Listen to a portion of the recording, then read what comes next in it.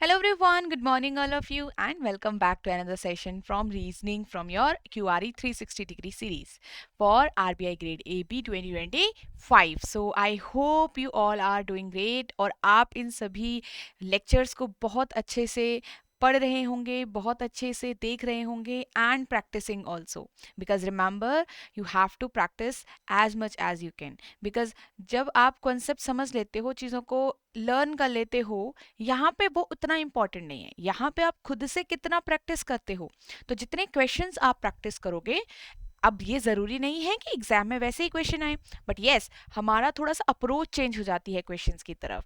हम थोड़ा सा चीज़ों को ज़्यादा जल्दी समझ पाते हैं, कॉम्प्रिहेंडिंग स्किल्स हमारी बढ़ जाती है, राइट? तो it means when we practise so we get into a habit to solve large questions. तो इसलिए यहाँ पे ये ज़रूरी है। सो आज के इस सेशन में हम कवर करने जा रहे हैं puzzles, which is one of the very scary topics for all of you, right? But yes हम इसको थोड़ा सा बहुत ईजियर वे में समझेंगे। तो स्टार्टिंग हम ईजियर क्वेश्चन से करेंगे, मैं आपको ये भी समझाऊंगी क्या क्या टाइप ऑफ पजल्स होते हैं, and then easier type of से स्टार्ट करेंगे, एंड देन हम कुछ प्रीवियस ईयर क्वेश्चंस यहाँ पे डिस्कस करेंगे so that we will have an idea कि एक बड़ा सा पैराग्राफ है, उसे मैं कैसे टैकल करती हूँ, उसको मैं कैसे सॉल्व करती हूँ। बिकॉज इन एग्जाम पजल्स में क्या होता है, पजल्स में सबसे पहले तो लार्ज पजल्स रीड करने तक का मन नहीं करता। फिर आप फर्स्ट स्टेप आप जब टैकल कर लोगे कि रीड करोगे, देन उसके बाद कॉम्प्रिहेंड नहीं हो पाता, हम समझ ही नहीं पाते कि पजल्स में क्या बात हो रही है, क्या हमको करना है, राइट? कैसे करना है। और सबसे बड़ी बात पेशेंस, हमारे पास पेशेंस नहीं होता है। If it is taking more than 3-4 minutes, so हमारा पेशेंस वहीं पे खत्म हो जाता है, राइट? तो हमें लगता है कि ये चीज सॉल्व नहीं होगी, राइट? तो हमें क्या करना होता है, we need patience, we need calmness, we need a habit here, and then we can easily solve the questions. Yes it will take time, no I am not saying कि 1 minute वाला question होगा, 2 minute वाला question होगा, बिल्कुल भी नहीं बोलती हूँ मैं ऐसा। 8-9 मिनट्स लगते हैं पजल्स में, बट यस यहाँ से आपको एग्जाम में 4 to 5 क्वेश्चंस आते हैं एक ही सेट से।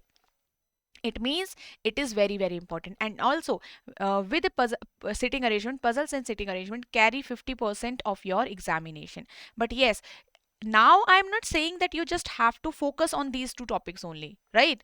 यहाँ पे बात हो रही है कि आप पेपर कैसे करोगे, वो तो मिसलेनियस भी आप सॉल्व करोगे, बट यस आप जब पजल सॉल्व कर सकते हो एग्जाम में, तो हम यहाँ पे कैसी कैसी पजल्स को सिलेक्ट कर सकते हैं, किस में हम ज़्यादा अच्छे हैं, किसको हम ज़्यादा जल्दी सॉल्व कर सकते हैं, राइट? तो यस ये आपका टाइम टेकिंग होता है, बट यहाँ से आपके 4-5 क्वेश्चंस आते हैं एक सेट से, तो 4-5 क्वेश्चंस आपके एक बार में बन जाते हैं।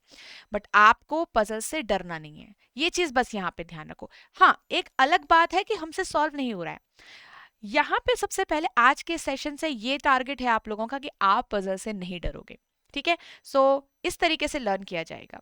अब इट इज अनदर थिंग कि you are not able to solve large puzzles, big मतलब बड़ा बड़ा पैराग्राफ्स, तो उनको छोड़ दो, कोई दिक्कत नहीं है। बट यस आज हम थोड़ा सा ये टॉपिक जो है ना हमारा एक, हम इससे डरेंगे नहीं बस, ठीक है?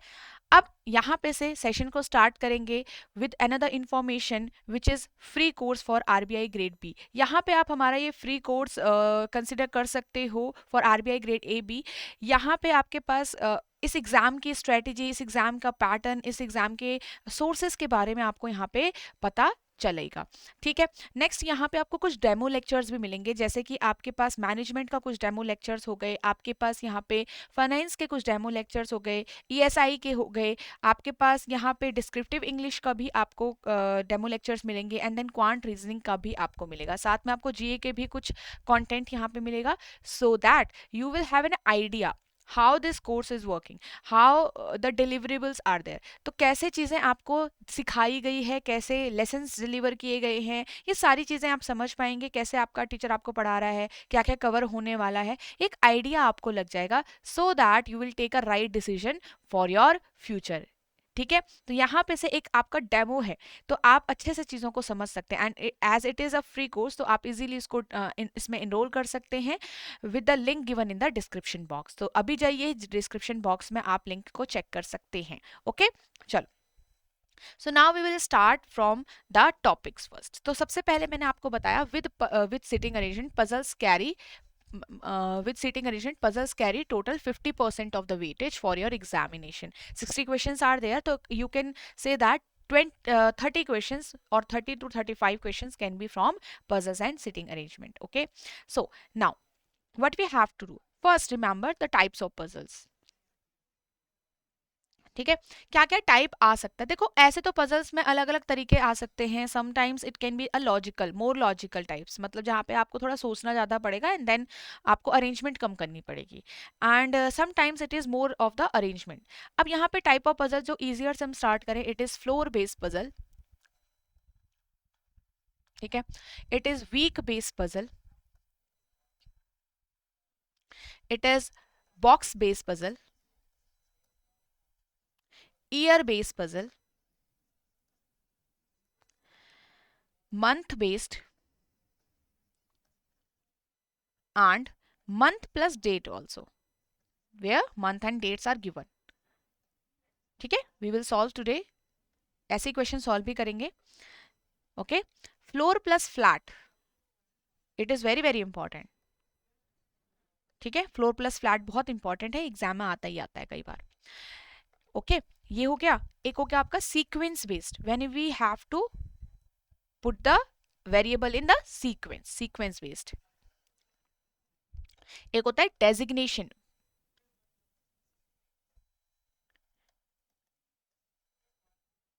ओके, देन सिलेक्शन, और कैटेगरी बेस्ड भी बोलते हैं इसको कई बार।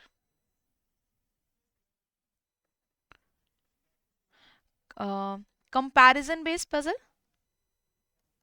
And it is from your ना, कंपैरिजन में it is from your order and ranking, मतलब ऑर्डर एंड रैंकिंग चैप्टर में से हम इसको कवर करते हैं, बट ऑर्डर एंड रैंकिंग हम यहाँ पे नहीं पढ़ रहे हैं, क्योंकि एक ऑर्डर एंड रैंकिंग चैप्टर से सिर्फ एक ही टाइप आता है, which is comparison based order.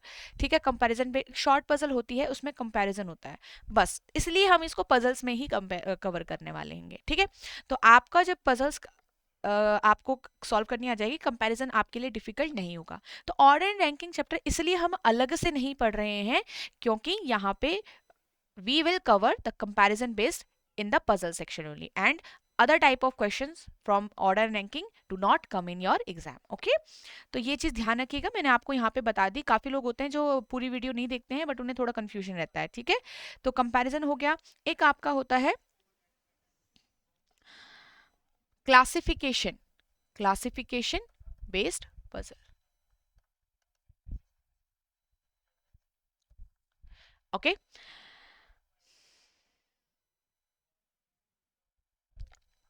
we can have vacant floors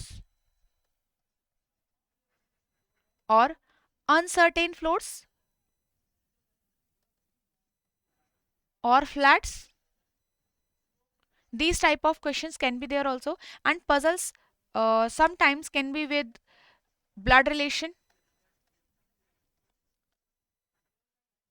ठीक है, these are type of puzzles which we can have in exam. और देखो, कभी भी आपको ये सारी चीजें समझ में आ गई, बेसिक बेसिक चीजें समझ में आ गई, तो किसी भी टाइप का क्वेश्चन आए तो आपको थोड़ा सा उसको समझने में टाइम नहीं लगेगा। So remember, first you have to read the question and then analyse if you can solve it और नॉट। ओके, तो अभी तो आप शुरुआत कर रहे हो, if now you are starting. ठीक है, तो सारा जितने भी मिथ्स आपके दिमाग में हैं, सारी जितनी भी चीजें आपके दिमाग में, वो सब भूल जाओ। जितना भी आप नर्वस हो रहे हो, जितना भी आपको डिमोटिवेशन होता है ना इस टॉपिक का, सब भूल जाओ। बस याद रखो कि आप सीख रहे हो। इसको ऐसा समझ के अगर लेक्चर स्टार्ट करने वाले हो ना, बहुत अच्छा जाएगा। ठीक है, आपका पजल्स का चैप्टर होगा, उसके बाद मैं सिटिंग अरेंजमेंट का चैप्टर कराऊंगी, एंड देन हम puzzles and sitting arrangement mix से एक और चैप्टर लेने वाले हैं। तो उसमें भी हमारी काफी कुछ सेट्स जो है वो कवर होंगे, क्योंकि because every type I can not cover in one video, right. तो हम यहाँ पे कुछ चीजें कवर करने वाले हैं जिससे आपको सब में हेल्प मिलेगी। Okay, yes, so let's start with our first question everyone. Okay, so हमारा फर्स्ट क्वेश्चन है, यहाँ पे क्या होता है, हर एक सेट से 4 to 5 questions will be there in exam, तो हम हर एक सेट से 5 क्वेश्चंस कर रहे हैं। ठीक है, तो अब आपके पास क्या है, यहाँ पे देखो, सबसे पहले जब आपके पास क्वेश्चन है, आप रीड करोगे कि ये क्या टाइप है। 8 persons are there born in months from months of September in different years. तो यहाँ पे ईयर दिए हुए हैं। एक आपका ईयर प्लस एज भी होता है, ठीक है, एक होता है year and ages, year plus age. अब यहाँ पे जो है आपके पास ईयर है ओनली, तो इट मीन्स एज कैलकुलेट नहीं होनी, तो ईयर के अकॉर्डिंग आप यहाँ पे इनको अरेंज कर रहे हो। तो सबसे पहले जब हम अपना टेबल बनाते हैं तो ये ईयर के अकॉर्डिंग सीक्वेंस वाइज बनाते हैं। जो सबसे छोटा ईयर, सबसे पहले का ईयर होगा, that will be in the top most position, and जो सबसे बाद वाला ईयर होगा सबसे बॉटम पे होगा। तो आपके पास 1987, 1990, 1991 और 1993, 95, 1998 and 2000. Got it? Now, this is the table we will make in the rough sheet. Now, what we have as the conditions. Both A and C were born in a leap year. Now, both A and C were born in a leap year. Now, आपको leap year पहचानना आ जाएगा, the year which can not be divide by anyone, है ना। Sorry, leap year क्या होगा हमारे पास, were born in leap year, sorry, leap year होगा जो आपका 4 से डिविजिबल हो जाए, ठीक है, 4 से डिविजिबल हो जाए। यहाँ पे मैं प्राइम से कंफ्यूज हो रही थी, प्राइम नहीं है, लीप ईयर है, ठीक है, लीप ईयर जो 4 से डिवाइड आपका हो जाए। सो 1984 वन लीप ईयर है, ठीक है। आपका एक लीप ईयर और कौन है, 1990 का लीप ईयर है, no it is not completely, देखो कंप्लीटली डिविजिबल होना चाहिए, ठीक है, तो कंप्लीटली डिविजिबल 90 तो नहीं है, 91, 93, 95, 98 is the 98 leap year, no, तो 2000 इज द लीप ईयर। तो only 2 years are leap year, तो in one A will come, in one C will come. Now A was born before C. Now, if A is born before C, automatically A will come at 1984. Why? Because A is born before C, right? So A will be somewhere above C, right? तो born before इसका मतलब है जो पहले पैदा हुआ है, जो पहले पैदा हुआ है पहले वाले ईयर्स में ही होगा। ऑब्वियसली आपके मदर जो है वो, उनका सन जो होगा, उनका जो ईयर होगा वो आपसे काफी पहले होगा। तो yes, A will be here and C will be here. Now A and C are fixed, अब इनको कोई भी नहीं ला सकता। E is 3 year younger than G।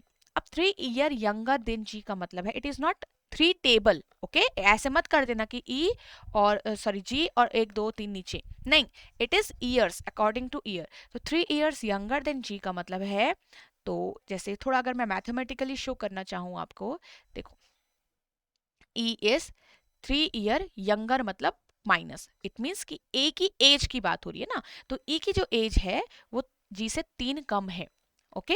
अब यहाँ पे आप ईयर्स में डायरेक्ट कर सकते हो इसको, right, someone is born in 2000, someone is born in 2003, तो उनकी एज में भी 3 का गैप होगा, उनके ईयर में भी 3 का गैप है, सेम ही है। तो अब यहाँ पे 3 के गैप में आप देखोगे तो 1990 एक पॉसिबिलिटी हो गई जी के लिए, और अगर ये 1990 में है तो 1987 जी हुआ, तो 1990 में आपके पास कौन होगा, यहाँ पे ई होगा, ओके, ठीक है। नेक्स्ट देखो 1987 हो गया, 84 को तो हम ले ही नहीं सकते क्योंकि वहां पे ए ऑलरेडी हो चुका है। 1991 एक हो गया, 1990 अगर ये 1990 में हुआ है तो ये 1993 में हुआ है, 3 साल पीछे होगा उससे। नेक्स्ट देखो 1993 प्लस 6 96 भी नहीं है, 95 प्लस 3, तो यहाँ पे अगर ये 95 में हुआ है तो ये 1998 में हुआ है। Is there any possibility like this, no, तो only 3 possibilities. Now read further, F was born before B. F was born before me, B मतलब F कहीं ना कहीं ऊपर के साइड आएगा, we have mentioned it.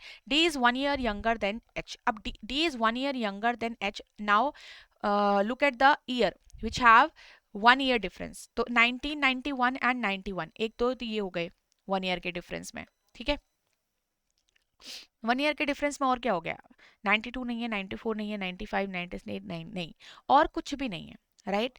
तो इट मीन्स कि D and H, D is 1 year elder than H, elder than H मतलब D will be here and H will be here।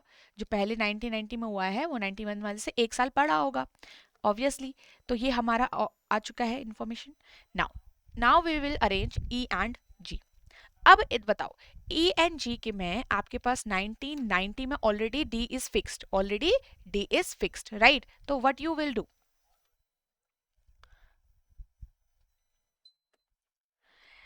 1990 will be cancelled out for G. It means कि 1993 also cancelled out for E, right? तो ये possibility गलत हो गई मेरी, okay. Y? Because 1990 में अगर डी ऑलरेडी अरेंज हो चुका है तो ये वाला पॉसिबिलिटी गलत हो गया। 1987 और 1990 वाला में अगेन ई के लिए भी कैंसिल आउट हो गया, तो एक ही पॉसिबिलिटी बची है, it means we can arrange now. तो 1998 में आपके पास ई आ जाएगा, 1995 में आपके पास जी आ जाएगा। Got it? तो ईयर वाले में ये ध्यान रखना है। Now F is born before B, तो F will be here and B will be at this position.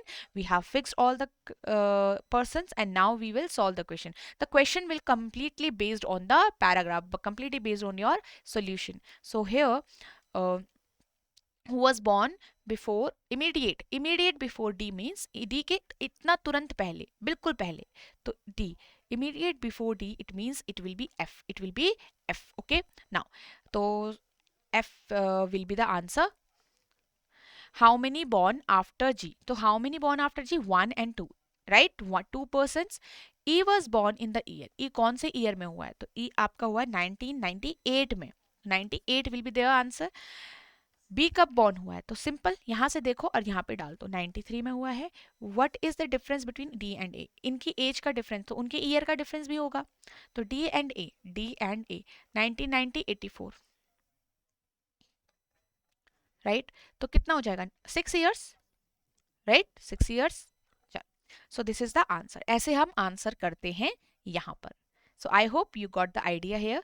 Now what we are going to do, we are going to solve next question. Try to read this, एक बार read करो इसको, सिर्फ यहाँ से यहाँ तक का फर्स्ट पैराग्राफ रीड करो। This is called instruction part and the second paragraph is the condition part, ठीक है, where we will get the condition to arrange the people, ठीक है।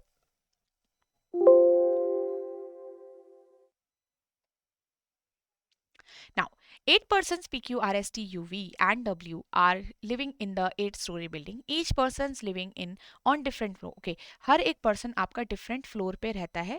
The lowermost floor of the building is number 1 and the floor above it is numbered 2 and so on. It means देखो, whenever we will arrange floors, तो remember that देखो ये logical भी है थोड़ा सा। हमारे पास क्या होता है, सबसे पहले ग्राउंड फ्लोर होता है, फिर फर्स्ट बिल्डिंग में क्या होता है, फर्स्ट फ्लोर सेकंड फ्लोर ऐसे होता है ना, ऊपर से नीचे तो नहीं होता है ना, फर्स्ट सेकंड थर्ड ऐसे नहीं होता ना, ऐसे होता है। तो जो इन्होंने इंस्ट्रक्शन दिया है वो भी सेम ही कहा गया है। The ground floor, the lower most floor is numbered as 1, sometimes it can be 0 also, therefore you have to read the instructions very very carefully. Okay, so first we will make the table here. So it will be 1, as we have 8%, 8 floors, 2,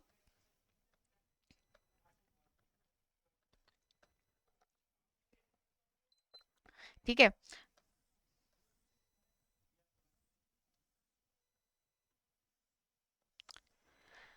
Now W lives on the even numbered floor. W even number floor, it means we have 2.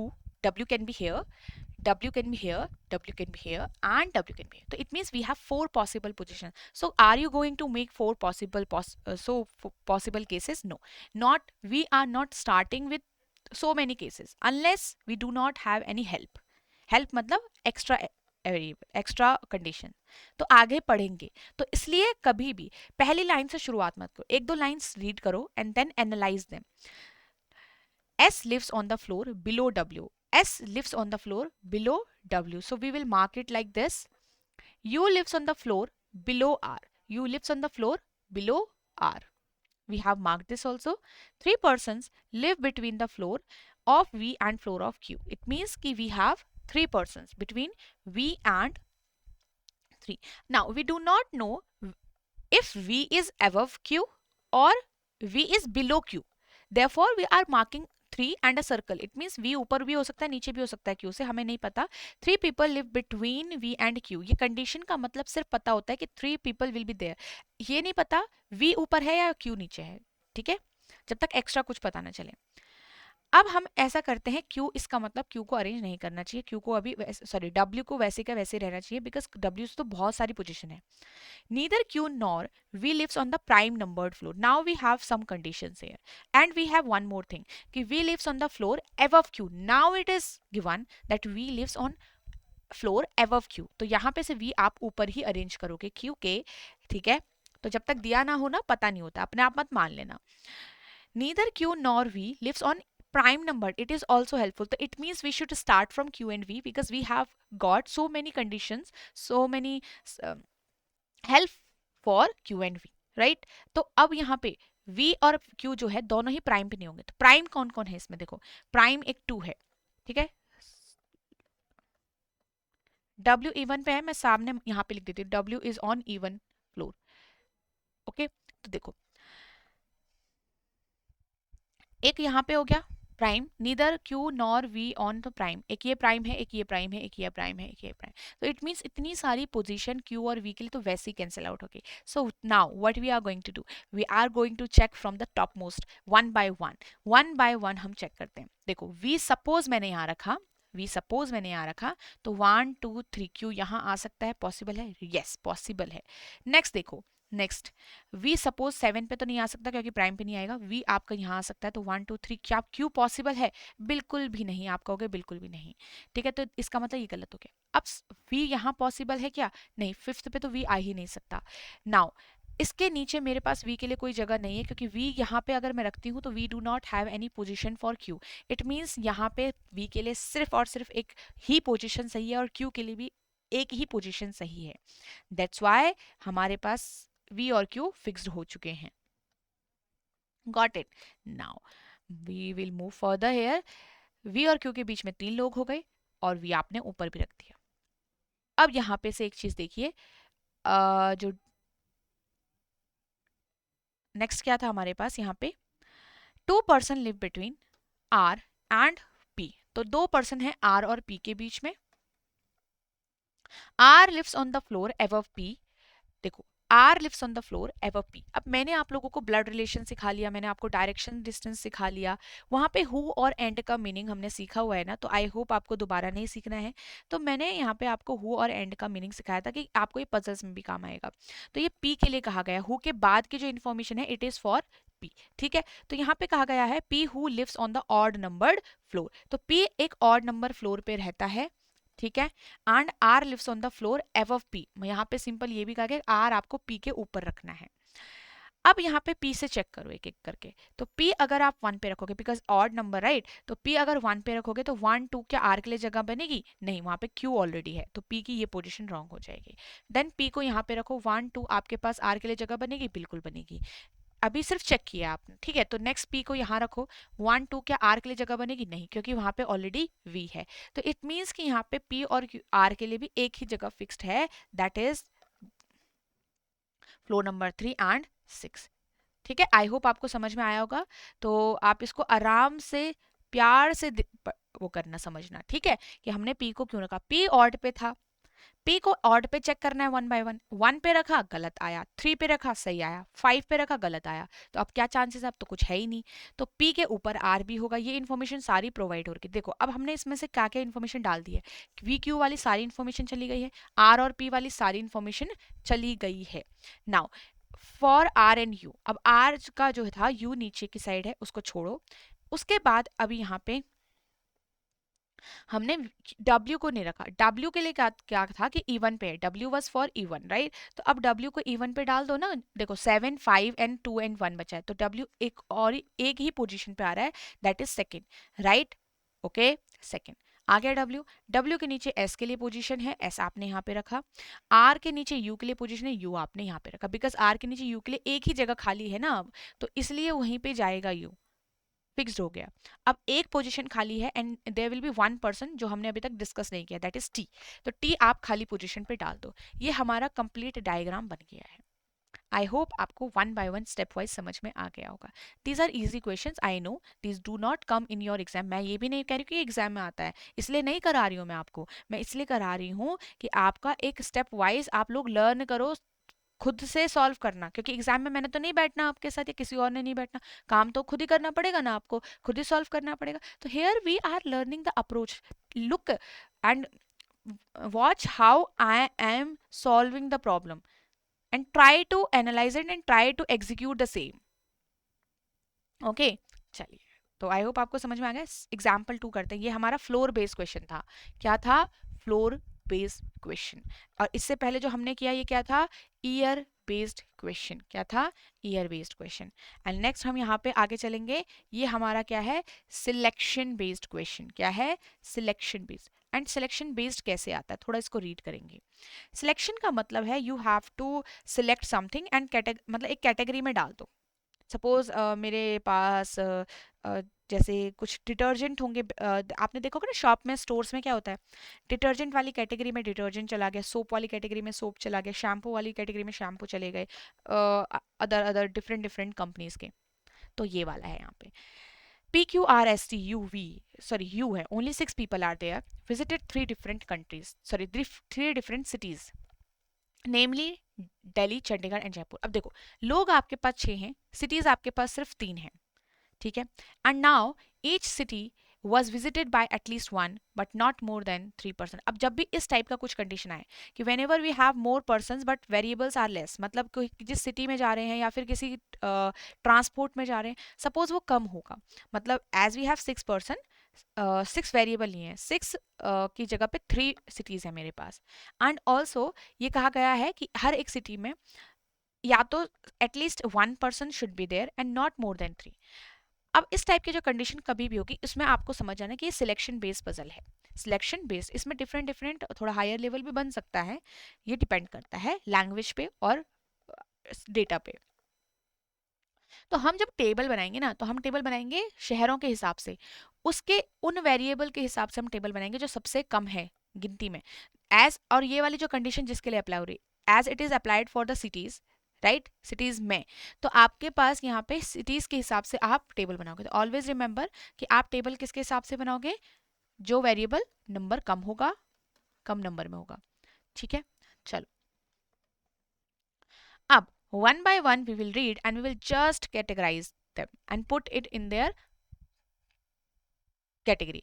Now, no two cities were visited by same person, मतलब हर एक जो no two cities, मतलब जैसे राम है, राम दिल्ली और चंडीगढ़ दोनों visit नहीं करेगा, राम एक ही सिटी विजिट करेगा। तो इट मीन्स कि हर एक पर्सन एक ही सिटी विजिट करेगा। एंड ऑल्सो एटलीस्ट वन का मतलब है हर एक सिटी में एटलीस्ट एक पर्सन तो रहना चाहिए, मतलब कम से कम, ठीक है। अगर मैं हिंदी में समझाऊं आपको, तो कम से कम एक पर्सन होना चाहिए हर एक सिटी में, ठीक है, ठीक है। Minimum 1 person should be there. And यहाँ पे आपके पास मैक्सिमम कितना भी जा सकता है, और कहा गया है नॉट मोर देन। अब कहा है not more than, no more than 3। इसका क्या मतलब हो गया? इसका मतलब हो गया कि 3 से ज्यादा नहीं होने चाहिए। The maximum value will be 3, ज्यादा से ज्यादा, ठीक है, ज्यादा से ज्यादा आपके 3 होने चाहिए। ये हिंदी में भी समझ लो जिसको नहीं आ रहा, नहीं तो maximum, the utmost value will be 3 here. It means it can be 1, it can be, तो कितना है, तो किसी सिटी के अंदर, तो इसका मतलब है इन दोनों कंडीशन से हमें समझ में आया, तो किसी सिटी के अंदर number of person, number of persons possible, कितने पॉसिबल हो सकते हैं? सिर्फ या तो एक, या तो 2 और 3, इतने ही, 3 से ज्यादा नहीं, 1 से कम नहीं। अब यहाँ पे स्टार्ट करते हैं। Neither R nor T visited Delhi और जयपुर, ना ही आर ने और ना ही टी ने दिल्ली और जयपुर नहीं विजिट किया है। तो यहाँ पे आर और टी ने क्या विजिट किया होगा? चंडीगढ़ विजिट किया होगा। तो आर और टी ने चंडीगढ़ यहाँ पे विजिट किया होगा, ठीक है। नीदर टी नॉर आर, मतलब दोनों में से किसी ने भी नहीं विजिटेड दिल्ली एंड जयपुर, तो पहले ही नेगेटिव है पूरा, तो दिल्ली भी नहीं विजिट किया है एंड जयपुर भी, दोनों ने फिर दूसरा एक सिटी, अलग सिटी किया होगा। क्यू डिडंट विजिट दिल्ली और चंडीगढ़, क्यू ने दिल्ली या चंडीगढ़ नहीं विजिट किया। तो अगर दिल्ली के में क्यू नहीं आएगा और चंडीगढ़ में भी नहीं आएगा, तो कहाँ आएगा? जयपुर में आ जाएगा भाई, clear. Next, neither P nor you visited Jaipur, मतलब ना ही पी ने और ना ही यू ने। तो आप यहाँ पे एक चीज बता सकते हो, मार्क कर सकते हो कि यहाँ पे पी भी नहीं आएगा जयपुर में, और ना ही यहाँ पे यू आएगा, कि neither P nor you visited Jaipur, दोनों में से किसी ने भी नहीं, ठीक है। यू डिडंट विजिट दिल्ली और जयपुर, अब यू जो है उसने दिल्ली भी नहीं विजिट किया है, तो यहाँ पे यू के लिए दिल्ली भी क्रॉस हो गया है, जयपुर तो पहले ही क्रॉस था, तो यहाँ पे यू के लिए दिल्ली भी विजिट नहीं हुआ, तो यू के लिए सिर्फ एक ही सिटी बच गई, दैट इज चंडीगढ़, ठीक है। ओनली 1 पर्सन विजिटेड जयपुर, अब जयपुर में क्यू के अलावा तीसरा पर्सन यहाँ पे नहीं हो सकता, इसका मतलब जो मेरे पास नेक्स्ट पर्सन बचे होंगे वो सारे दिल्ली में जाएंगे। अब सिर्फ दिल्ली में क्यों जाएंगे? तो हमें तो इतना पता चल गया, ओनली 1 पर्सन विजिटेड जयपुर, चलो जयपुर में तो सिर्फ एक आएगा, क्यू। आप क्यों कह रहे हो मैम कि बाकी जो इतने पर्सन थे वो दिल्ली में चले जाएंगे? क्योंकि दिल्ली में आपके पास जगह खाली है। जयपुर में 3 से ज़्यादा नहीं हो, सॉरी चंडीगढ़ में 3 से ज़्यादा अब नहीं हो सकते, तो वहाँ नया पर्सन कोई भी नहीं आएगा। तो पी आपका यहाँ आ जाएगा, ठीक है। एस भी आपका यहाँ आ जाएगा। तो now we have all the 6% arranged, ठीक है। चलिए, तो ये आपका कंप्लीट डायग्राम बन गया। इसमें बस इतना ही करना था। ओके, चलिए, and now we will solve the next question here. Try this one.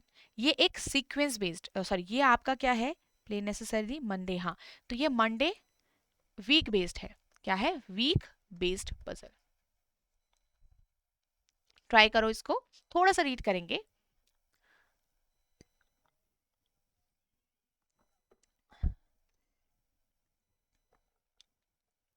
Seven people, namely these 7 different days पे गेम खेलते हैं। Okay, starting from Monday to Sunday. अब यहां पे आपके पास क्या है, मंडे टू संडे वो गेम खेलते हैं, तो आपका एक सीक्वेंस आ जाएगा मंडे टू संडे का। तो टेबल जो बनेगा वो वीक के हिसाब से बनेगा। जो भी यहाँ पे गिवन होगा मंडे और एंडिंग ऑन संडे, तो वही वीक भी आपका यहाँ पे टेबल बनाएगा। Monday, Tuesday, Wednesday, Thursday, Friday, Saturday and Sunday.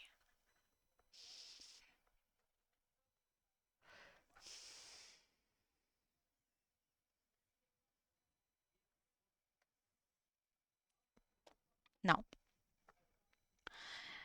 T plays a game on one of the days before Wednesday.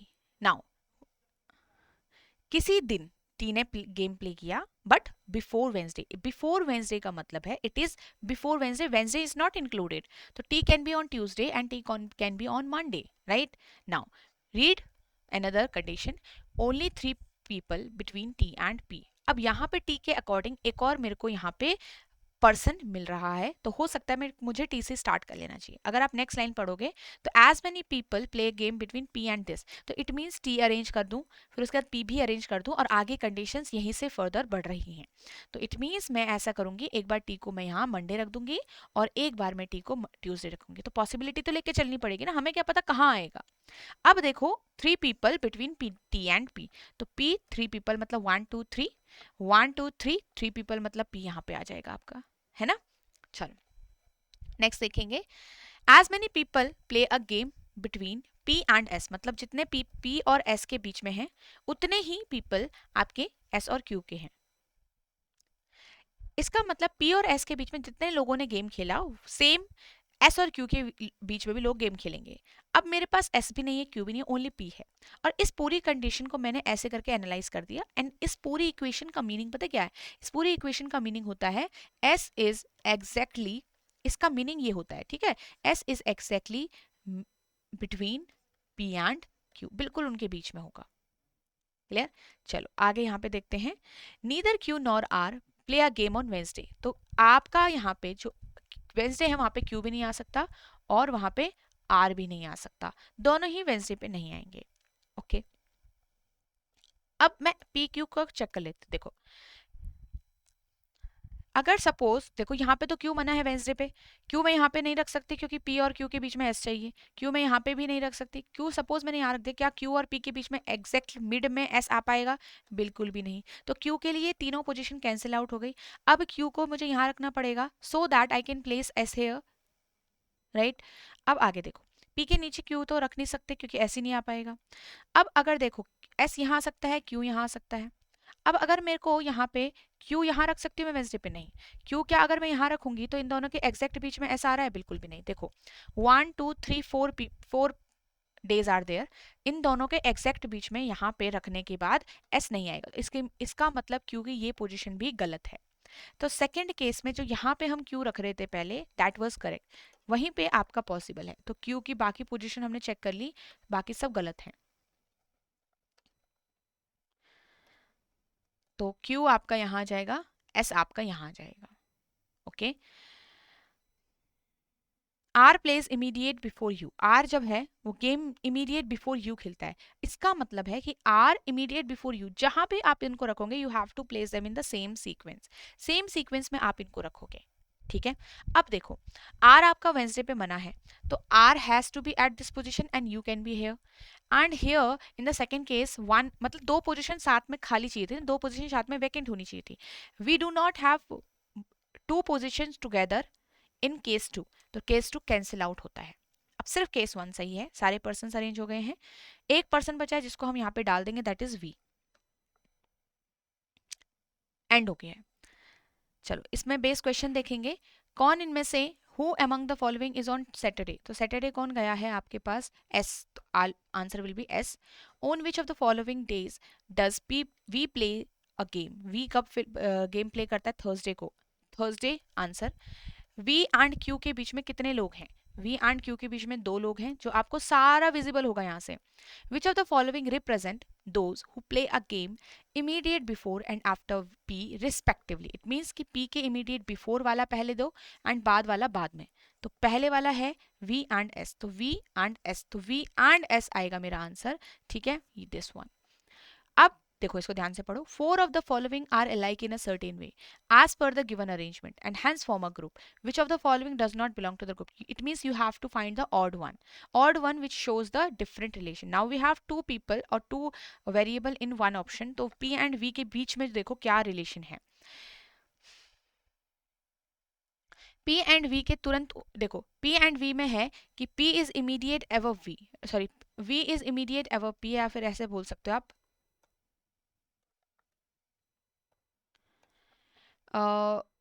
P is immediate below V. P is immediate below V. U and V को देखो,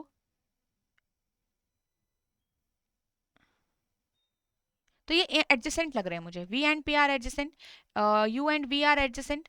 Q and S का देखो, Q and S are adjacent मतलब next to each other.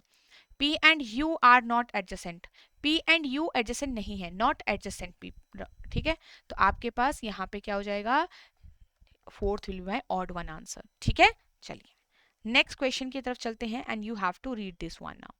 We have solved floor based, we have solved week based, we have solved year based puzzle here, ठीक है। अभी इसके पहले हमने वीक बेस किया, सिलेक्शन बेस भी किया हमने एक, तो फोर तो ऑलरेडी कवर कर लिया, and now it is box based, क्या है ये, बॉक्स बेस्ड पजल। और साथ के साथ ये एक आपका सीक्वेंस में भी है, तो ये आपका सीक्वेंस बेस्ड आप बोल सकते हो इसको, ठीक है, क्योंकि सीक्वेंस में जा रही हैं चीजें, बॉक्स अरेंज नहीं हुए हैं यहाँ पे, ठीक है।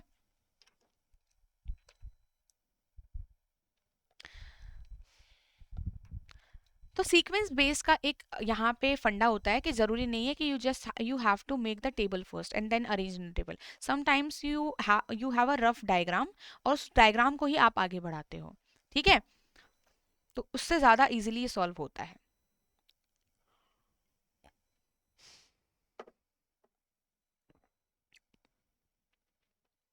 Now, 7 boxes are stacked one above another such that each box has a different accessory in it. Okay. 7 boxes are stacked one above another. तो 7 बॉक्सेस हैं and each box has a different accessory in it. और earrings are kept immediate ever bracelet, देखो इसको note down करते रहो साथ के साथ, earrings are kept immediate ever bracelet, देखो इयरिंग तुरंत आप ब्रेसलेट के ऊपर रखोगे और यहाँ पे जहाँ पे भी इनको अरेंज करोगे एक साथ करोगे सेम ऑर्डर में, इमीडिएट एवर मतलब बिल्कुल ऊपर। 3 boxes between bracelet and chain, तो ब्रेसलेट और चेन के बीच में 3 बॉक्सेस हैं, ठीक है। Necklace are kept between immediately above chains, necklace आपका इमीडिएट अबव चेन है।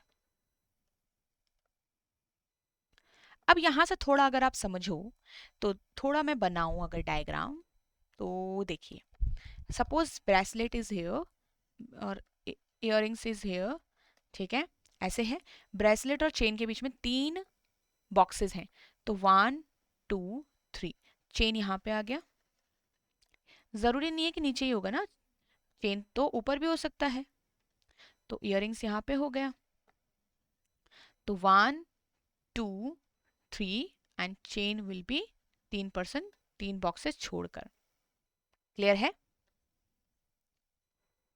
ठीक है, दिख रहा है क्लियर। चलो 2 cases are there, now necklace is immediate above chain, necklace आपका इमीडिएट अबव चेन है. Now, look at this. We have only 7 boxes. Here we have the arrangement of 6 boxes and here we have also 6 boxes का arrangement मुझे मिल गया है. इसका मतलब अब एक बॉक्स मेरा ऊपर नीचे कहीं पे ना कहीं पे अरेंज होगा. Now, 2 boxes in between watch and rings. ठीक है, 2 boxes are in between watch and rings. तो वॉच और रिंग के बीच में, अब ये नई इंफॉर्मेशन है तो इसको साथ में लिख दो. Ring are kept below anklets, तो एंकलेट के कहीं ना कहीं, देखो बिलो मतलब somewhere below, and immediate below अलग है और सिर्फ बिलो अलग है. याद रखना, इमीडिएट बिलो अलग है और सिर्फ बिलो आपका अलग होगा. ठीक है, चलो. Watches are not kept in the box that is adjacent to the ones containing anklet और चेन. ओके, ठीक है.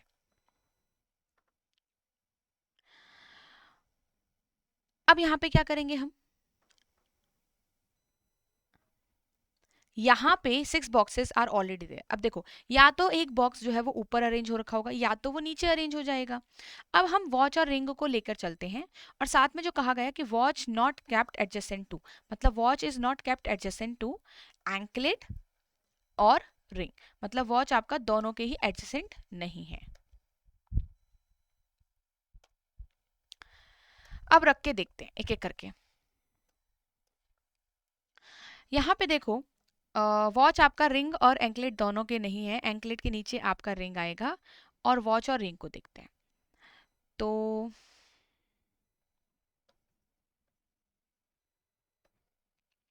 Watch can't be at this position क्योंकि वो चेन के एडजेसेंट नहीं होगा. ठीक है, वॉच आपका यहाँ आ सकता है तो आपके पास रिंग यहाँ आ सकता है, राइट. अब अगर एक चीज बताओ, यहाँ पे वॉच आ गया और यहाँ पे रिंग आ गया, 7 का अरेंजमेंट कंप्लीट हो जाएगा. तो रिंग के ऊपर कहीं एंकलेट के लिए जगह मिली आपको? नहीं. तो वॉच की पोजीशन ये वाली रॉन्ग हो जाएगी. क्लियर है? चलो, तो ऊपर तो अभी बॉक्स आप नहीं रख रहे हो.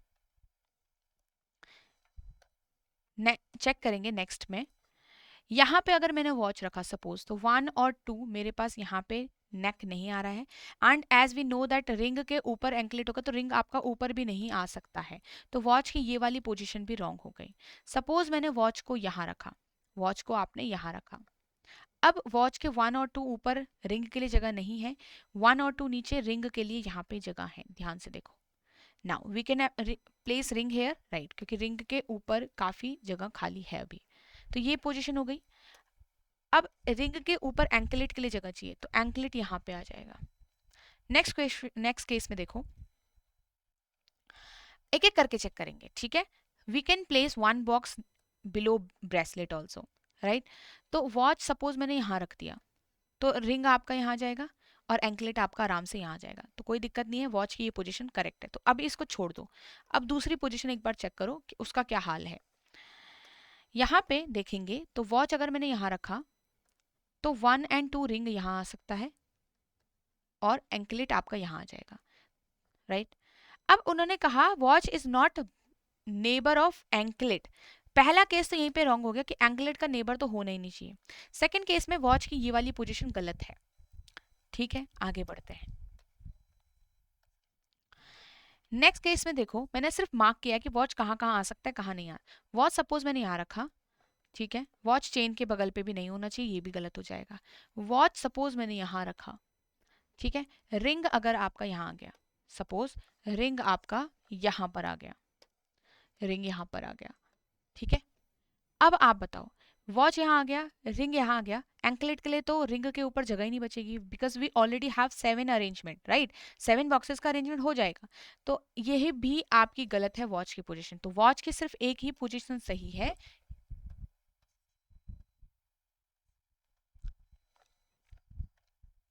लास्ट वाली, बॉटम वाली.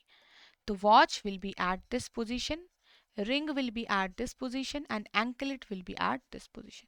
तो ये मेरा कंप्लीट बन गया है. ठीक है, neck, chain, anklet, ring, earring, bracelet and watch. This is my answer. Okay, चलो. Now what will be the questions, which of the following accessories is kept adjacent to necklace. adjacent to necklace कौन है? Chain है. तो answer में क्या आएगा? none of the given. How many boxes are above earring, तो above earring are 4 boxes, ठीक है, तो 1 2 3 4 5 6 7, तो 4 boxes are there.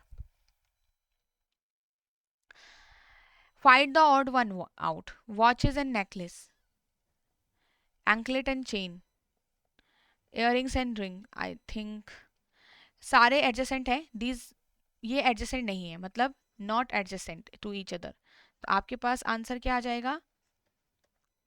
Option number 1. 4 boxes are kept between watches and dash. Watches and dash किसके बीच में 4 बॉक्सेस हैं? Chain. Immediate below ring. Immediate below ring क्या है? ईयरिंग. बस सिर्फ आपको समझना है क्वेश्चन और यहां से देखकर आंसर करना है. Now we will solve one question from our RBI Grade B 2022.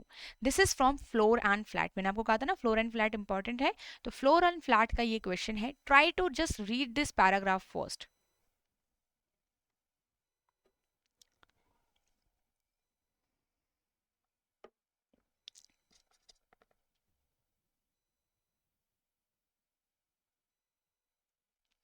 देखो, अगर इस सीक्वेंस बेस में आपको लग रहा है कि आपको टेबल बनाने के अच्छा लगेगा, तो आप टेबल बना सकते हो. यहाँ पे स्टार्टिंग में आपके 4 केसेस बन जाएंगे, ठीक है, तो कोई दिक्कत नहीं है, 4 केसेस भी आराम से बना सकते हो. इसको डायरेक्टली आप ऐसा कर सकते हो कि जब हमने चेन नेकलेस सब अरेंज किया था, राइट, बिफोर अरेंजिंग वॉच, तो आप उसमें 4 केसेस से स्टार्ट कर सकते हो फिर, ठीक है. चलो, now there are 9 persons we have in 3 flats P, Q and R. Flat P is to the west of Q and flat R is to the east of flat Q. It means कि कैसे arrange हो रहा है ये ऐसे. Sorry, यहाँ पे आ रही है. 1 second. P is to the west of Q and flat R is to the east of Q. Okay, तो ये हमारे पास फ्लैट P ऐसे होगा, Q यहाँ पर होगा एंड R ऐसे होगा. तो ये अरेंजमेंट है हमारे पास, ठीक है, P Q and R flat की. फ्लोर है 1 2 3, ठीक है, फ्लोर कितने? 3 फ्लोर्स हैं ओनली एंड 1 2 3 है. बॉटम आपका 1 है एंड टॉप वाला आपका 3 मार्क है. They also visited different, they are from a different country, they are from different different countries too. यहाँ पे अब हम इसको अरेंज करेंगे. कैसे बनाएंगे डायग्राम? सबसे पहले आप यहाँ पे क्या करोगे? फ्लोर्स को लिखोगे, ठीक है, तो ये 3rd फ्लोर, ये 2nd फ्लोर, ये 1st फ्लोर, है ना. अब फ्लैट कैसे अरेंज होंगे? मैंने आपको कहा था ना कि वो P is to the west of Q लिखा है, तो इसका मतलब P will be at this position, Q will be at this position and R flat आपका. 1 सेकेंड, यहाँ पे पूरा लिख लेते हैं इसको, Q एंड लास्ट में R फ्लैट, ठीक है. It is not according to the alphabets, okay, remember उन्होंने खुद कहा है, उन्होंने वहां पे कंडीशन दी है, then you are arranging it like this. Now starting से रीड करते हैं. जहां पे हमें कुछ फिक्स पॉइंट मिलेगा वो हम फिक्स करते चलेंगे, जहां पे हमें कुछ फिक्स नहीं मिलेगा वो हम लिखते चले जाएंगे. No person is to the left of person who is from USA, ठीक है. No person is to the left of the person who is from USA, मतलब उसके लेफ्ट साइड कोई नहीं. लेफ्ट मतलब लेफ्ट वाले फ्लैट पे कोई नहीं होगा. इट मींस कि यहाँ पे ये कंफर्म हो गया कि यूएसए वाला पर्सन कहीं ना कहीं पी पे आएगा. मैंने ऊपर क्यों लिखा है? क्योंकि पी फ्लैट पे आएगा, बट कौन से फ्लोर पे है उसका अभी कोई आइडिया नहीं है, इसलिए मैंने ऊपर की साइड लिख दिया कि भाई जहां भी होगा वो पी के ऊपर होगा या पी के अंदर होगा, मतलब पी फ्लैट में होगा. One gap is between USA and China, but they do not live in the same flat. And remember now कि whenever we have floor plus flat, तो हम जब सिर्फ फ्लोर करते थे तो 1 फ्लोर बिटवीन का मतलब था वो एक दूसरे के बीच में उनके 1 फ्लोर है. यहाँ पे ये जरूरी नहीं कि वो सेम बिल्डिंग या सेम फ्लैट पे ही अरेंज है, जब तक कहा नहीं गया हो. तो here we have 1 floor between USA and China and both live in the different flat मैंने यहाँ पे मेंशन किया है. अब देखो 1 फ्लोर बिटवीन देम और वी हैव ओनली 3 फ्लोर, तो ये प्रॉपर हमें समझ आ गया कि आपका जो यूएसए वाला पार्ट है या तो यूएसए यहाँ होगा और या तो यूएसए यहाँ होगा. अगर यूएसए यहाँ है तो चाइना यहाँ कहीं होगा और यूएसए यहाँ है तो चाइना यहाँ कहीं होगा. सेम आपका चाइना भी तो हो सकता है ना 1st फ्लोर पे, 3rd फ्लोर पे चाइना आपका 1st पे भी हो सकता है. अभी हमारे पास क्या है? अभी हमारे पास ये है कि चाइना और यूएसए फर्स्ट और थर्ड फ्लोर पे होंगे, which we do not know. तो बहुत सारे केसेस दिख जाएंगे हमें, तो पहले ऐसा करते थोड़ा बहुत और पढ़ लेते हैं।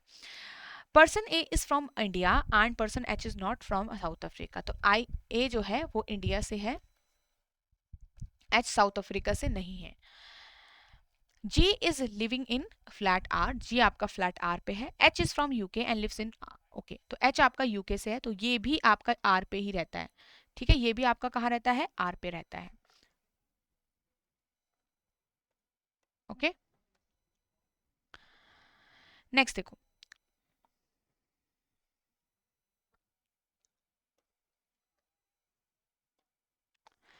H is not from South Africa, G lives in R, person South Africa, person from South Africa lives in floor 2। अब मैं floor 2 के सामने South Africa को डाल देती हूँ। We are just simplifying so that when we arrange ना, we have all the condition visible to us and we can just fixed the people।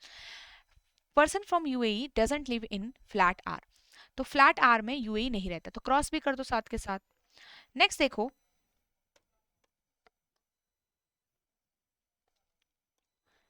Next आपके पास क्या है, यहाँ पे person from China and Russia live in the same flat. Russia और China वाला जो पर्सन होगा सेम फ्लैट पे रहता है। Person from Russia and China lives in the same flat. ठीक है, सेम फ्लैट पे रहते हैं। अब हम इसको बाद में डालेंगे क्योंकि ना ही चाइना हमारा फिक्स्ड है ना ही रशिया फिक्स्ड है। There is a gap of 1 floor between person from Pakistan and UAE and they live in different flat again. तो 1 फ्लोर अगेन सेम चाइना और यूएसए की तरह यूएई एंड पाकिस्तान के बीच में we have 1 floor between them and यहाँ पे वो डिफरेंट फ्लैट्स में रहते हैं। ठीक है, नेक्स्ट देखो, person E and C live on the top floor. अब ई और सी दोनों ही टॉप फ्लोर पे हैं। Person from Singapore lives on the top floor and flat Q. अब ये फिक्स हो चुकी है, फ्लोर थर्ड है ना एंड फ्लैट क्यू। तो फ्लैट क्यू फ्लोर थर्ड आपके पास सिंगापुर वाला पर्सन जो होगा वो यहाँ पर आ जाएगा fixed. Now person E is not from सिंगा, तो यहाँ पे सिंगापुर के सामने ई नहीं आएगा। A and the one who is from UK lives in the same floor but not in the same flat, तो सेम फ्लोर पे रहते हैं।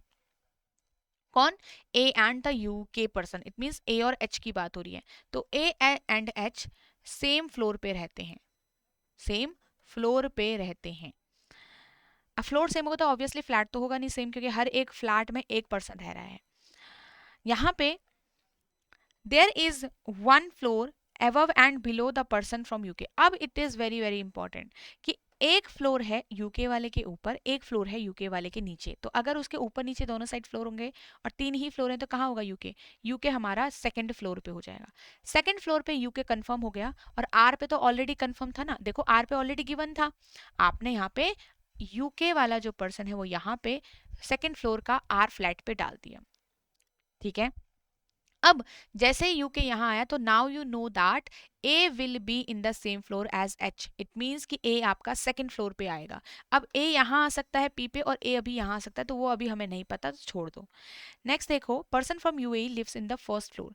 अब पर्सन फ्रॉम यूएई भी आपके पास दो पोजीशन में आ जाएगा, फर्स्ट फ्लोर यहाँ पे आ सकता है, फर्स्ट फ्लोर यहाँ पे आ सकता है। अब बट उसने कहा क्या है, यूएई आर पे नहीं आएगा, तो दो ही पोजीशन हमारी यूएई के लिए हो गई। B is south of E, B जो है वो साउथ ऑफ ई है। इट मीन्स कि ई के साउथ का मतलब ई के सेम फ्लैट पे, सेम फ्लैट पे कहीं पे भी ये होगा। साउथ का मतलब ये होगा, नॉर्थ का मतलब है सेम फ्लैट। ठीक है, डायरेक्शन का ध्यान रखो, नॉर्थ ईस्ट का मतलब दूसरा अलग फ्लैट और ऊपर का कोई floor. Person B south of E, person from Russia is in the east of UAE. Okay, तो यूएई के ईस्ट में आपके पास रशिया वाला पर्सन है। इट मीन्स कि रशिया वाला जो पर्सन होगा वो आपका फर्स्ट फ्लोर पे ही होगा, वो भी है ना, रशिया वाला भी फर्स्ट फ्लोर पे होगा। Person from India lives immediate south. Now it is immediate not just south, it is immediate south of the Singapore. तो सिंगापुर के नीचे इंडिया वाले जगह है, मतलब इंडिया मतलब ए, क्योंकि ए बिलोंग्स टू इंडिया गिवन था ना, ए बिलोंग्स टू इंडिया, तो ए आपके पास यहाँ आ गया और इंडिया आपके पास यहाँ पर आ गया। क्लियर, इसको थोड़ा मैं रब कर देती हूँ एंड ए यहाँ पे से हटा देते हैं। क्लियर है, नेक्स्ट क्वेश्चन। तो ये वाला हो गया हमारा, ये हो गया है। Next, F lives in the flat P. F कहाँ रहता है, फ्लैट पी में रहता है, तो फ्लैट पी में एफ यहाँ रख दो कहीं। एवव द पर्सन बी, इसका मतलब एवव मतलब है, जरूरी नहीं है कि सेम फ्लैट होगा, इट इज नॉट इंपॉर्टेंट, तो एफ इज एवव बी, ऐसा कर दिया मैंने।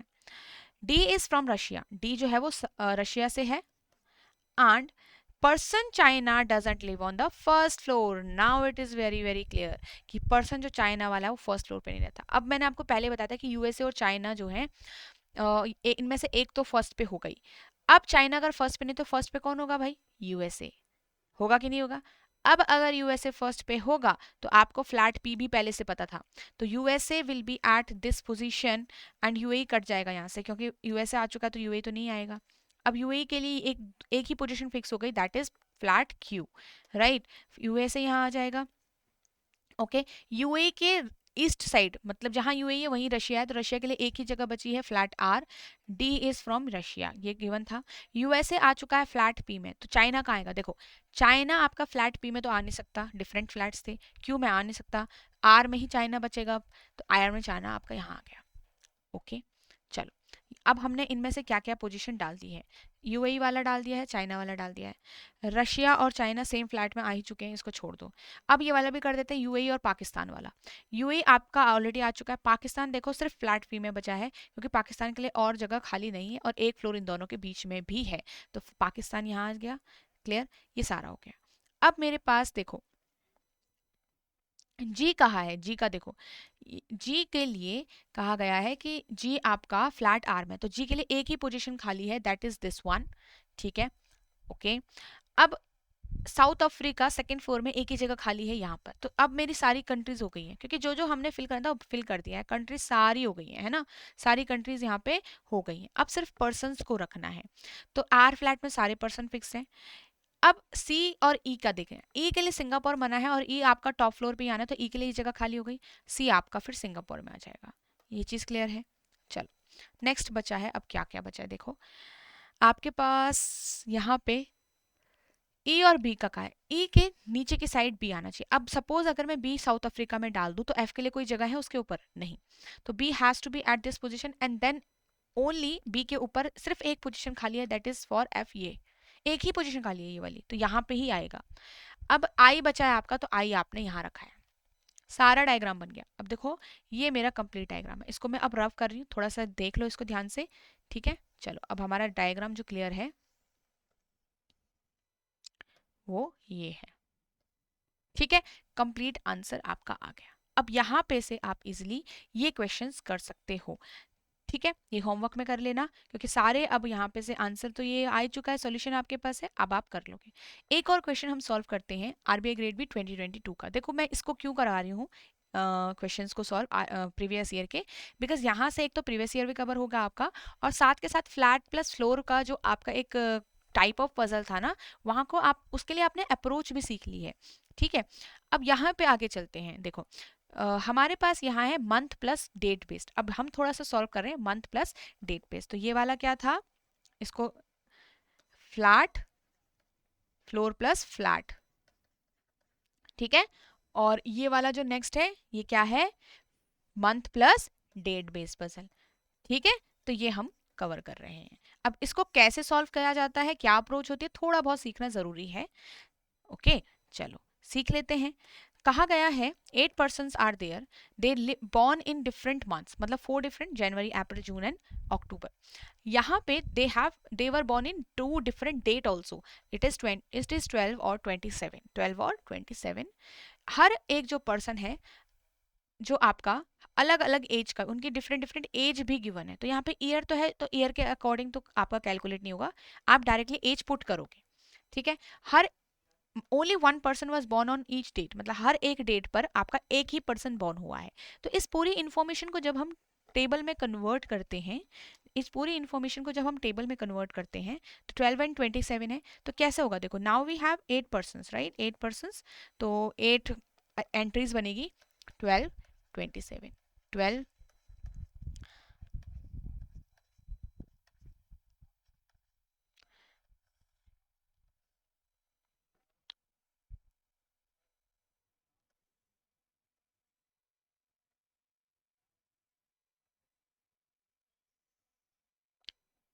Okay.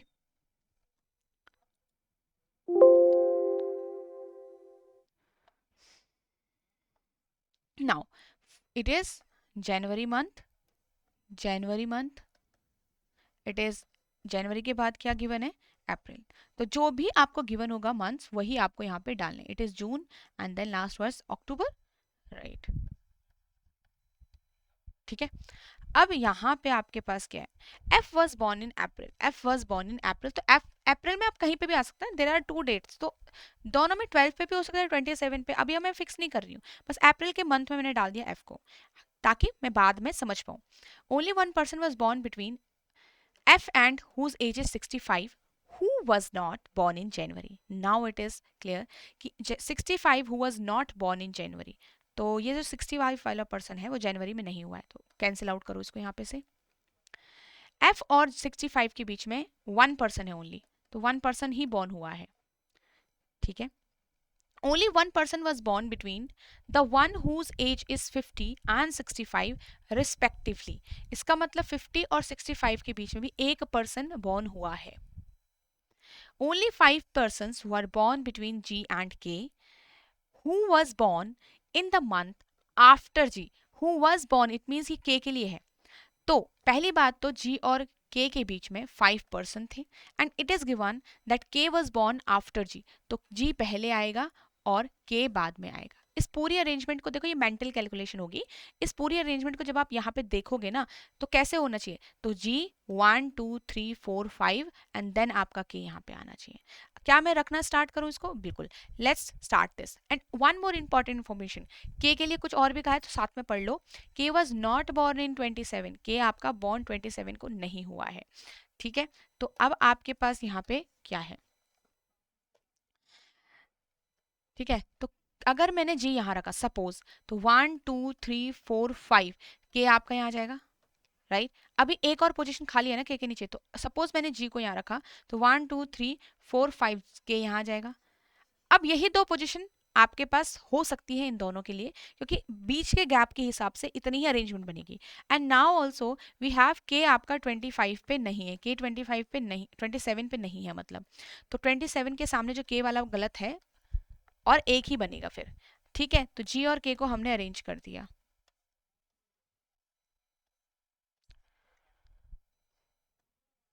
Now what we have, I was born on the date before L and both of them were born in the same month. Now if it is same month तो I बिल्कुल immediate ऊपर L के होगा same month में, तो ज़रूरी नहीं है कि same month ही हो, पर given है तो same month है।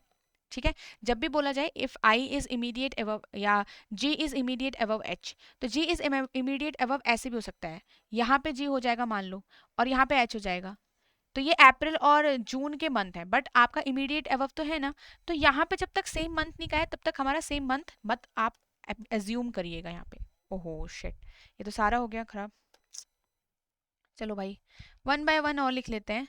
ठीक है, क्या था मेरे पास यहाँ पे, it will just take me one more minute guys. January, ठीक है, April, June and it was October, then here we had F, ठीक है, जी एंड के को रख दिया था, जी यहाँ आ गया था, के यहाँ आ गया था, एंड देन आई और एल का इन्फॉर्मेशन था कि सेम मंथ में होंगे। ठीक है, और यहाँ पे साथ में एक और चीज़ थी कि एफ और 65 के बीच में एक होगा, 65 एंड 50 के बीच में भी एक होगा, और कुछ था कि 65 वाला आपका जनवरी में नहीं होगा, ये था सारा, है ना। Okay, no one was born on the date before the one whose age is 25. Now it is given that no one was born before 25। इसका मीनिंग सिंपल है कि 25 से पहले कोई बॉर्न ही नहीं हुआ, तो इट मीन्स 25 आपका टॉप पोजीशन पे होगा कि no one is born on the date before 25, तो 25 जी हो गया।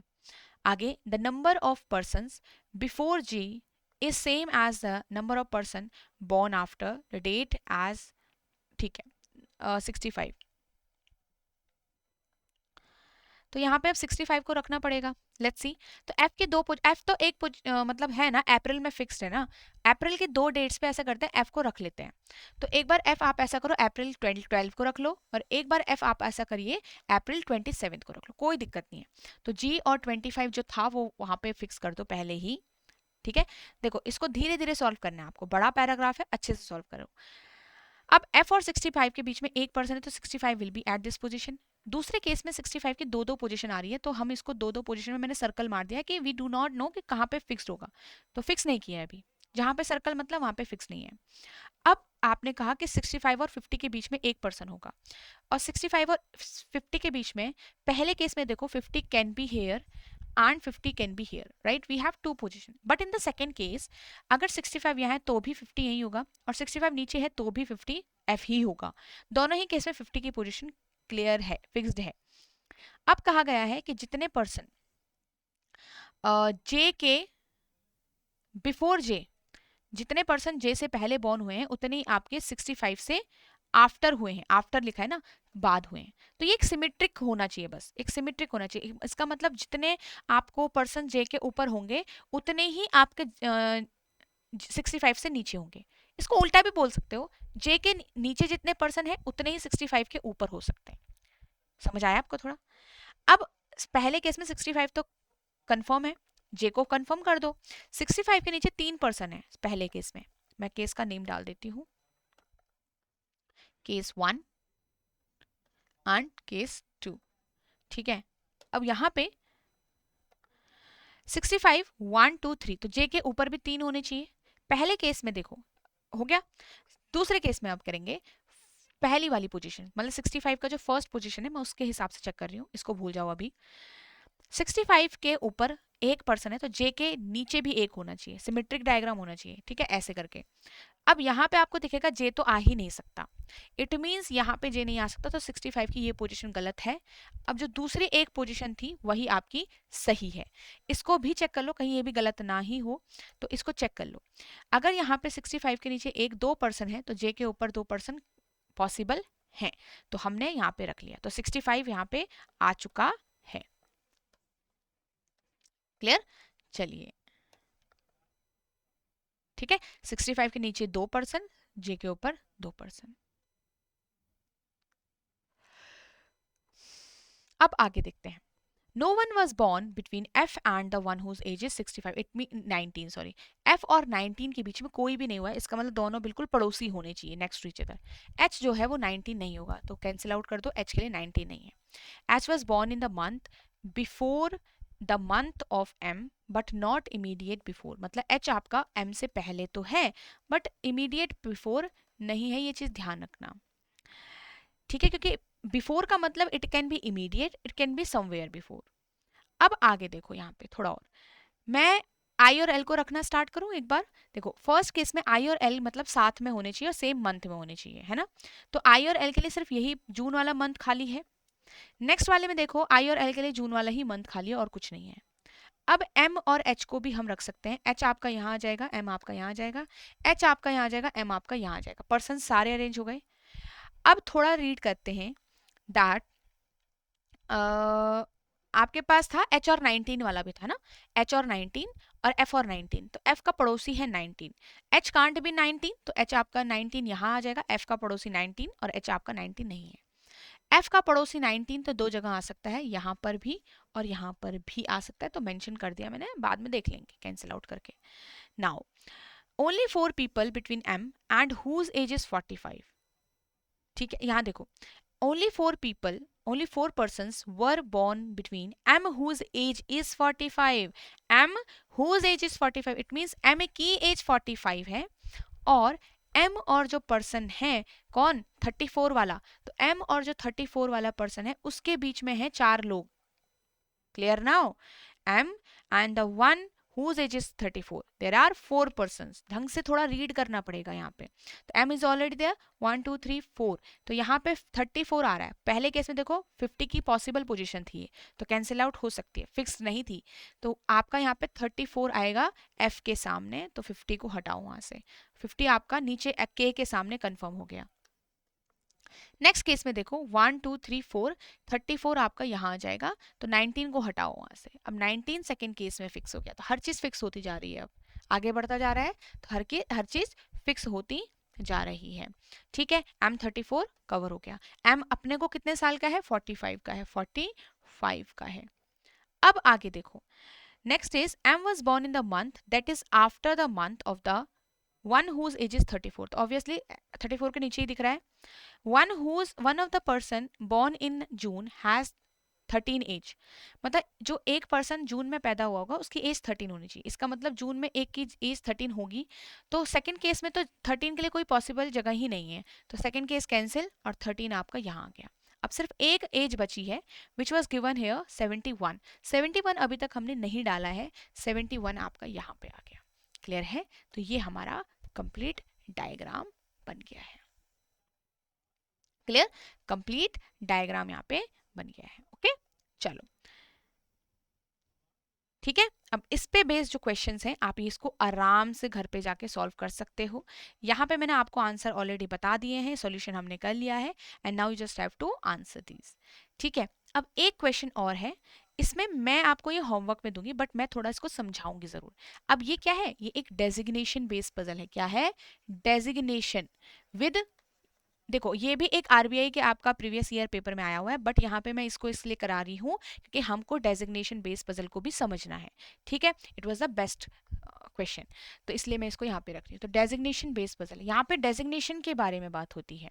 That is 8 person are there, have different designation in the company: chief general manager, deputy general manager, AGM, manager, assistant manager, probationary officer and clerk.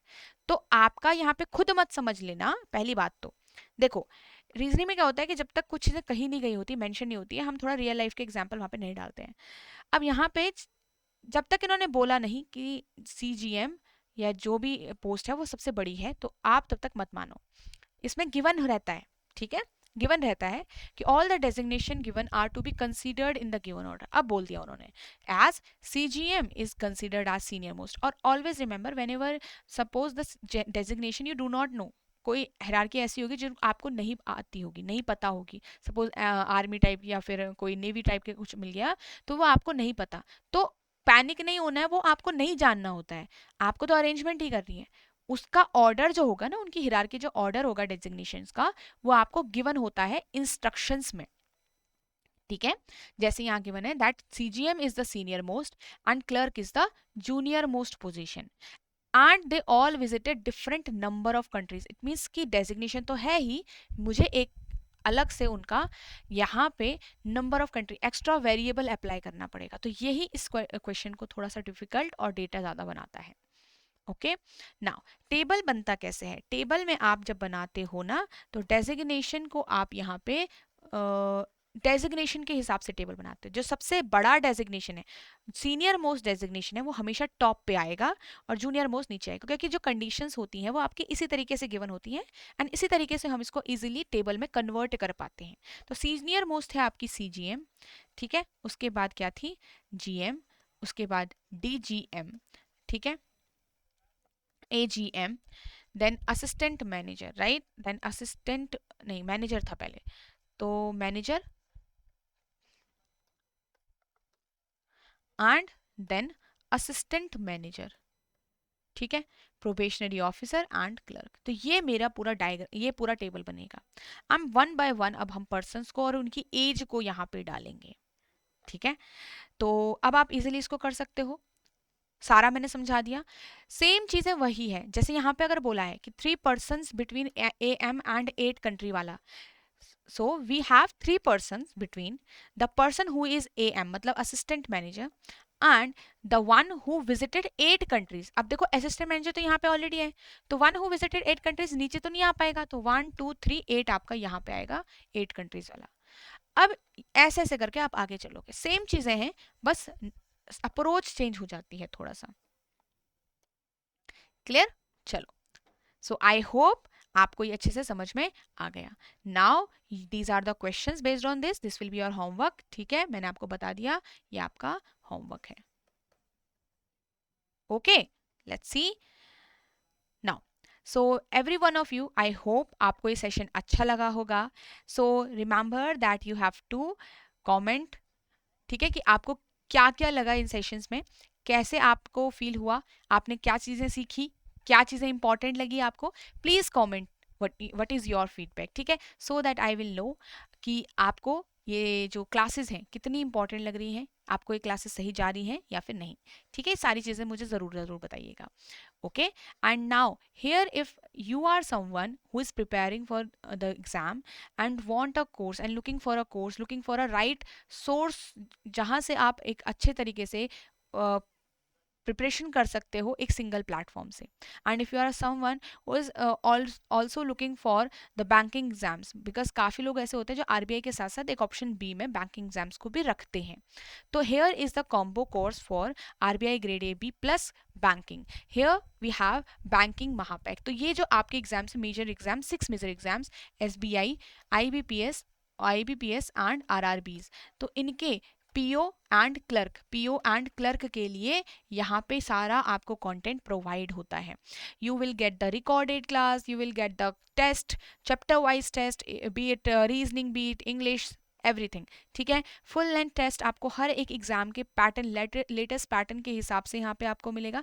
You will get the mentor talk solution also. It means if you are having any problem during the course, during preparation, तो आप यहाँ पे live अपने doubts पूछ सकते हैं, live आपके doubts resolve किए जाते हैं। ठीक है, ये चीज़ है। तो ये सारी चीज़ें आपको यहाँ पे मिलती है। आपकी डिस्क्रिप्टिव इंग्लिश की क्लासेस भी आपको यहाँ पे मिलेंगी, both for both for RBI and bank. यहाँ पे आपको डिस्क्रिप्टिव इंग्लिश की भी क्लासेस मिलेंगी। जीए का कंटेंट भी आपको यहाँ पे से मिलेगा and U can choose your validity also कि जब तक भी आपको ये कोर्स चाहिए है। तो it is very very important and it will be helpful for you, तो you can consider this course here. ठीक है, एंड आप इस कोर्स तक कैसे इनरोल कर सकते हैं?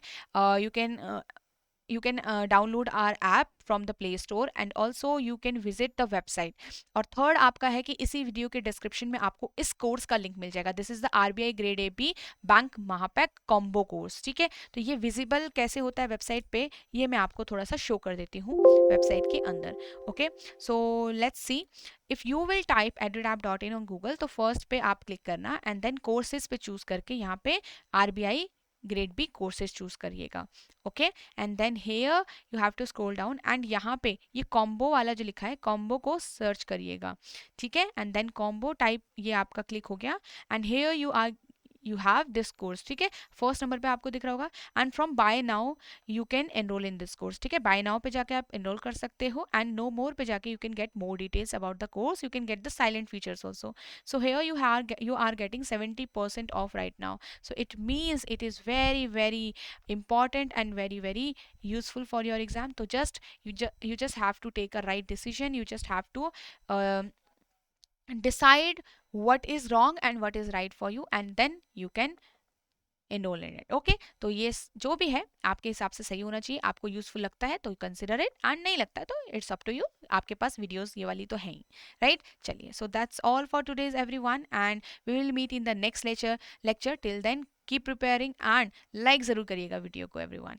Thank you so much.